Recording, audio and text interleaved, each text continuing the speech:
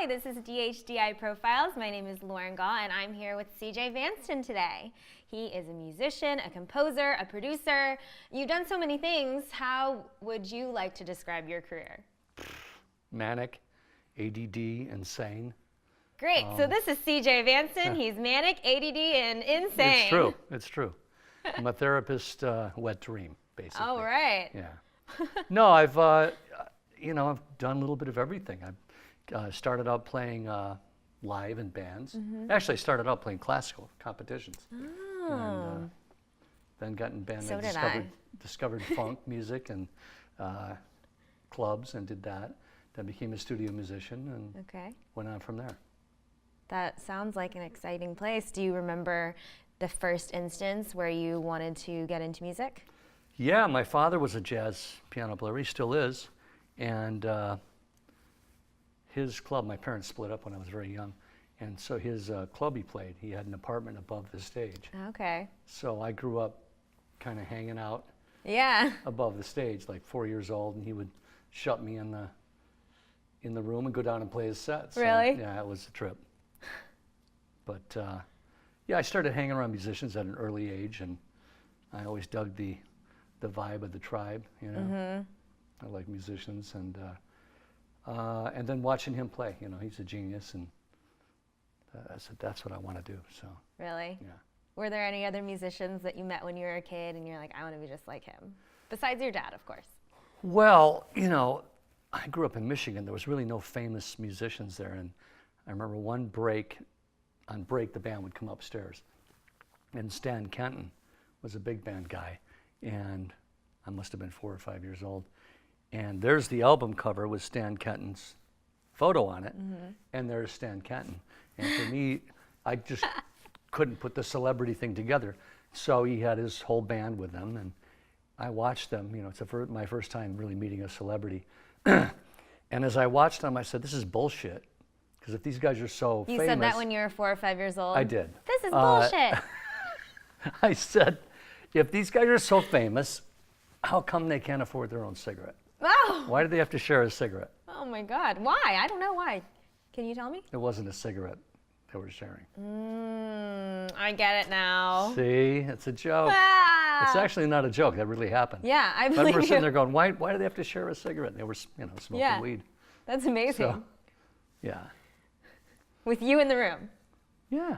All right. Sorry, Dad. You get a contact high? Sorry, Dad.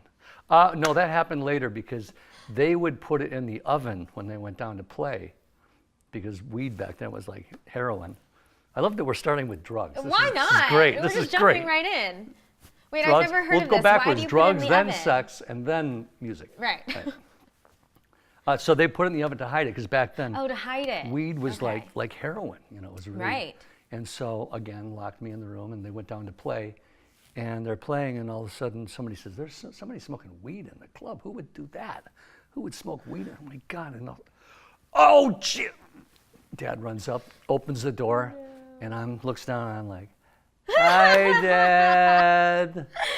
No way. And I turn on the oven, just messing around, and, you know, a pound of weed.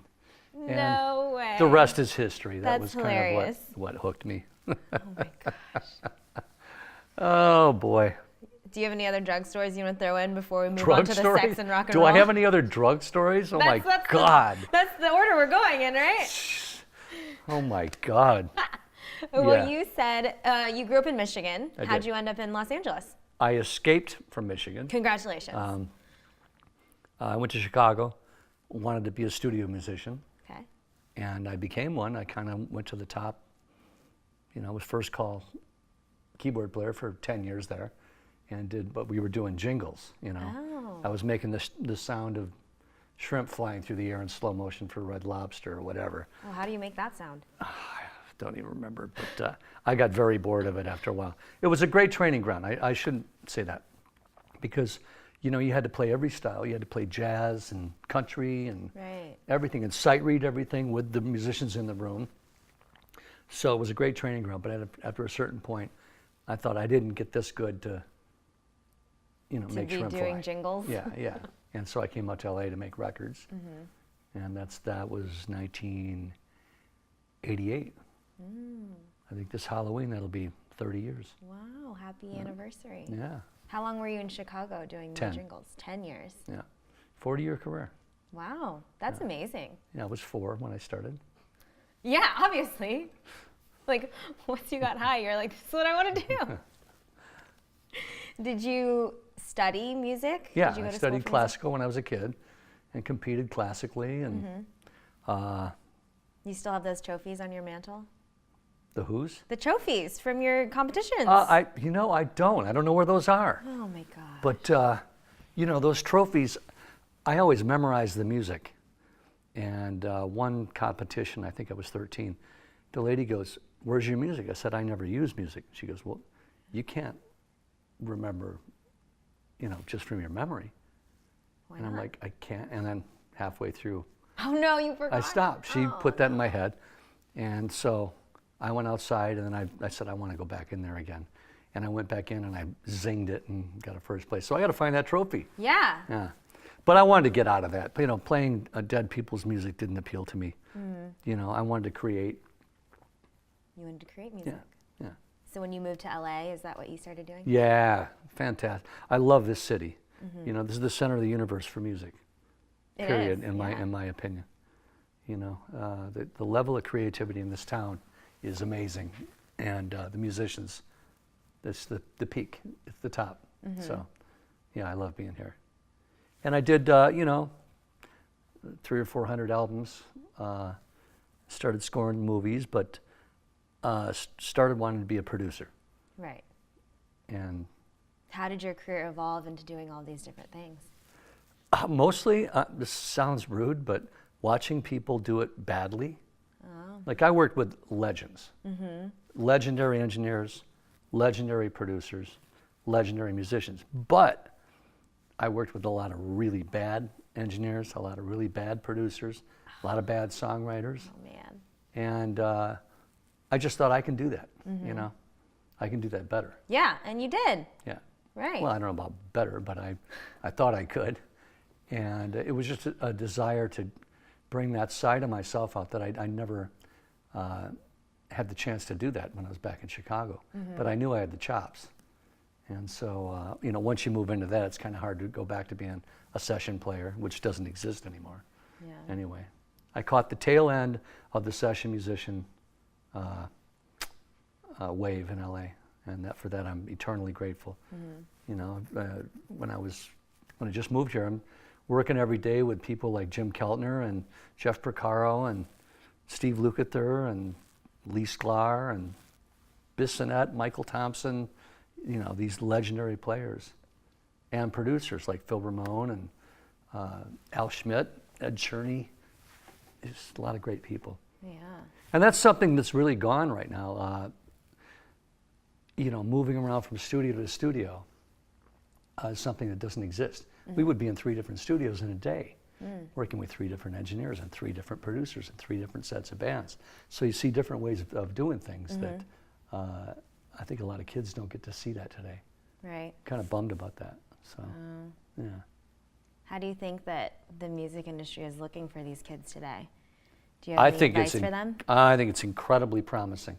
I wouldn't want to be a kid right now Okay. because it's very difficult. When I was 17, I borrowed, I think, $10,000 from my mom's credit union Okay.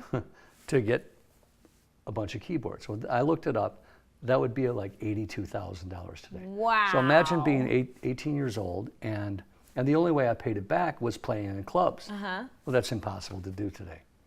So I feel for these kids because, a lot of them have to work a job, 2 jobs that isn't Right. in music. Right. And then that's their time to work on music.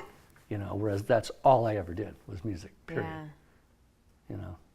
So, but that being said, streaming is the answer. My thing about streaming is you never hear anybody in the movie industry complain about Netflix, right? And movies cost 100 times what a record costs to make. So how come that's okay?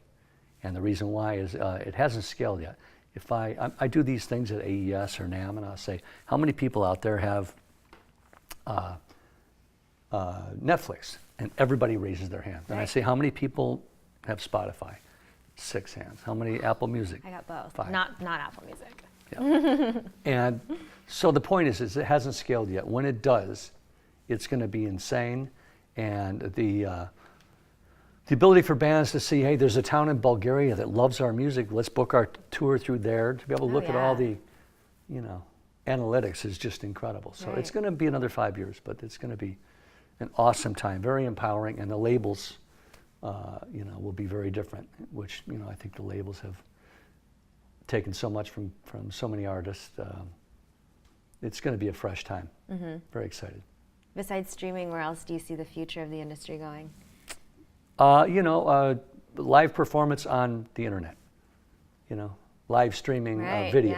yeah. Concerts. So We should be doing this as a live stream. I thought that's what it was. What? Oh man.